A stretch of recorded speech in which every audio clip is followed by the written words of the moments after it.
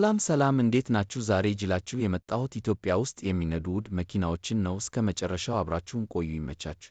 ይህ መኪና መርሴዴስ ማይባች GLS 600 የሚባል ሲሆን በኢትዮጵያ ከሚነዱት አምስተኛ ውዱ መኪና ነው።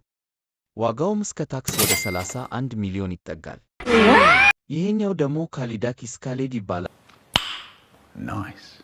ኢትዮጵያ ውስጥ ከሚነዱ አራተኛው ውዱ መኪና ነው። ዋጋውም ታክስ ተጨምሮበት 49 ሚሊዮን ብር ያወጣል። ይሄኛው ደግሞ ሬንጅ ሮቨር ይባላል። ኢትዮጵያ ውስጥ ከሚነዱ ሶስተኛው ውዱ መኪና ነው። Oh my God! Wow!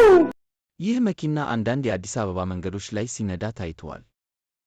ዋጋውም ከነታክስ 60 ሚሊዮን የኢትዮጵያ ብር ያወጣል።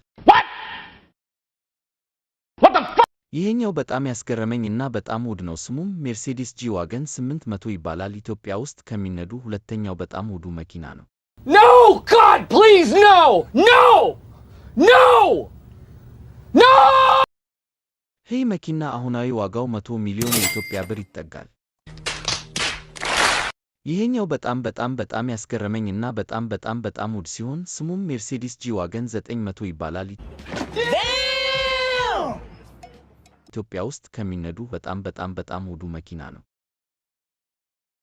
ይህ መኪና አንዳንድ የአዲስ አበባ ጎዳና ላይ ሲነዳ ታይቷል።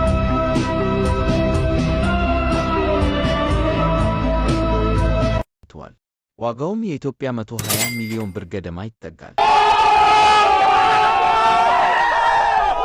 ቪዲዮ ከተመቻችሁ ላይክ እና ሰብስክራይብ እንዳይረሳ።